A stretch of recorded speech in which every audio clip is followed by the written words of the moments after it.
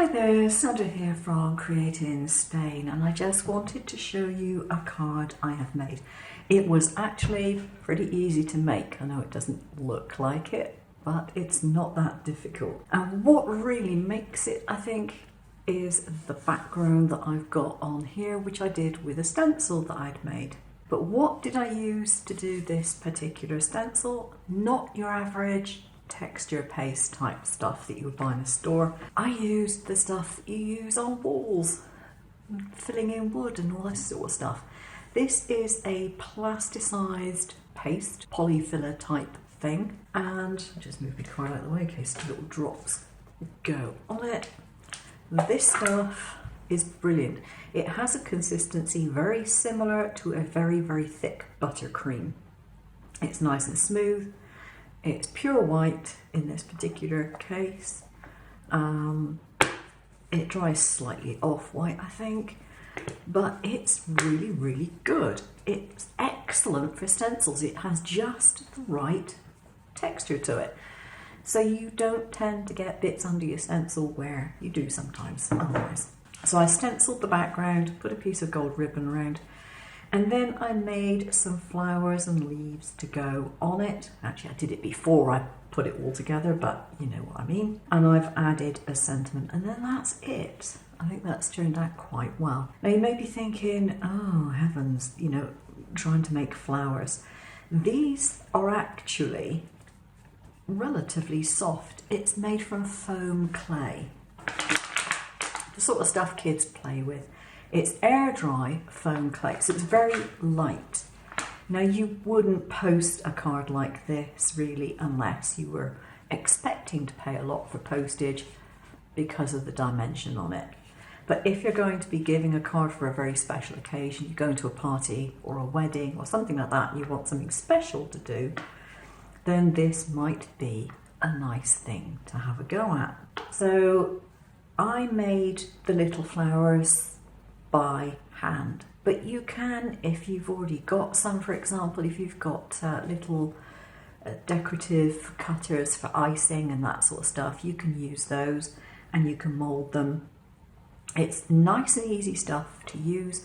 It isn't very sticky, it dries relatively fast, but it's very, very lightweight, so it doesn't weigh the card down. And you can colour it either with pigment powders as you are moulding it, if you want to. You can brush pigment powders onto it when it's still soft. Or you can do what I did, which was wait till it had dried and then I watercoloured it. It's a very delicate, very soft colour, which is what I wanted. And it has a delicate sheen to it because I've used a pearlized powder in it. But you can use whatever paints you have. If you've got an acrylic paint, use an acrylic paint. Just dilute it a lot so it is relatively thin and it doesn't look so heavy. If you've got gouache colours, you can use gouache colours on it. It's fine. Use whatever you have. And if you haven't got any of that, you can also use your watercolour markers or your alcohol markers. You know, technique is up to you, but you can use it. It's not a problem. And I cut quite a few sentiments out the other day and I just stuffed them in a jar ready to use. I find that little decorative round ones like this are quite handy.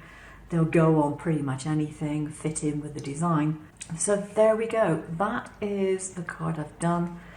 I will give you a link to the file for the stencil so you can use that if you wish. I might even chuck a few more stencils in if I decide to have a doodle and make some more today. And I put it all together with a hot glue gun because I just find it's quick. And as for the positioning, well, that was just a case of trial and error and see what looks nice. My paste was tinted with a colour. You can tint it with powders, you can tint it with watercolour, you can tint it with acrylic. You can even tint it with food colouring if you only have that. Just be very careful on the amounts. Use a toothpick or something, because food colouring is very, very strong. I've had this in my stash used for at least 6 months and it's perfectly okay. What you do have to make sure is that you have a really good seal on the lid. And if you're in any doubt about the seal on the lid, you can put some cling film or something underneath it to make sure that it doesn't dry out. But at $2.50 for 400 grams, this stuff is dirt cheap compared with texture paste that you can buy for art use. And it does a brilliant job. Okay, that's it. I'll see you again soon. Happy crafting and have a go at this. I think you'll be pleasantly surprised how easy it can be to do.